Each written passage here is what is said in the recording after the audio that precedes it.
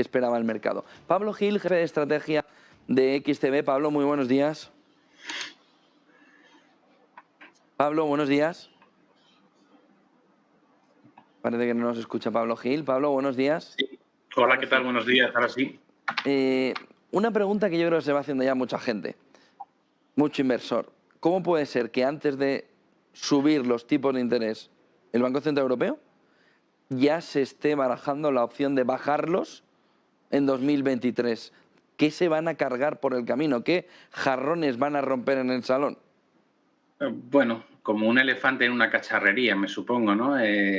Si en 2018 la Fed, por ejemplo, subió los tipos hasta el 2 y pico y provocó un desplome de un 21% en las bolsas sin que hubiese ningún tipo de recesión económica y reducía el balance a un ritmo de unos 50.000 millones al mes, imagínate ahora a la velocidad que está subiendo los tipos, planteando que va a acabar al 3,4% este año y queriendo reducir a partir de septiembre a un ritmo de 100.000 millones casi, son 95.000 millones, pues bueno, el panorama es el que es. El otro día actualizaron la Reserva Federal de Atlanta el modelo macroeconómico este que tienen y se te ponen los pelos como escarpia. Dicen que el segundo trimestre prevén un crecimiento del menos 2,1.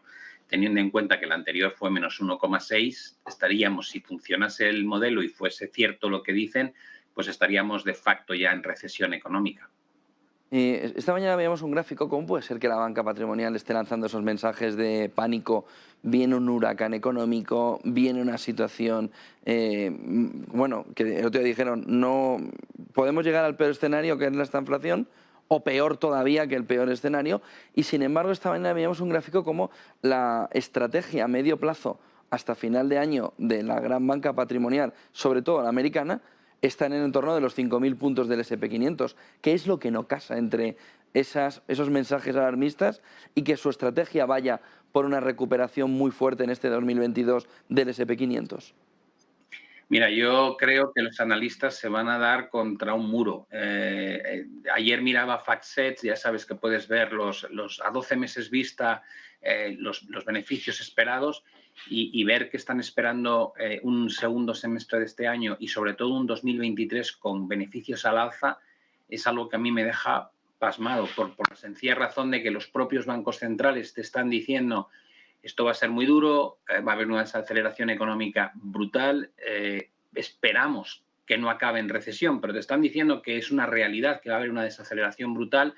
Cuando tú te vas a la historia y miras qué ha pasado con los resultados empresariales, cada vez que el mercado ha entrado en recesión o ha tenido contracción económica muy severa, nunca han subido los resultados empresariales, con lo cual hay una dicotomía, yo creo, entre la realidad de lo que te están diciendo que va a pasar con la economía y lo que todavía pronostican los analistas, ¿no? Y eso hace que probablemente sigan con ese sueño de que la bolsa puede ir a 5.000. La verdad es que se ha inculcado hasta el tuétano la idea de que los bancos centrales siempre salen al rescate, pero es que la gente no es consciente de que la situación de ahora es radicalmente distinta a la que hemos tenido en los últimos 15 años. ¿Por qué?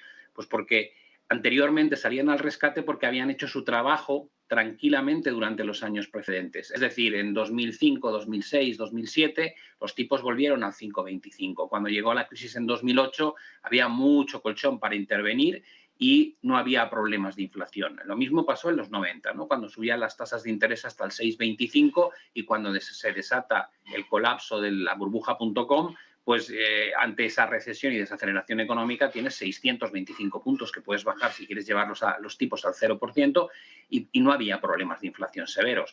Ahora te encuentras con una inflación que está a niveles de los años 80, con unos bancos centrales en Estados Unidos desde marzo hemos empezado a actuar, pero es que el BCE tiene los tipos al menos 0,50, es que no ha empezado siquiera.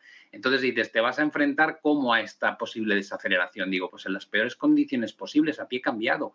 Entonces, el mensaje un poco a los inversores es dejad de mirar lo que ha pasado durante los últimos 15, 20 años porque la situación no se parece en nada. Entonces, no esperéis las mismas reacciones. En la reunión de Sintra te lo han dicho de forma clarísima.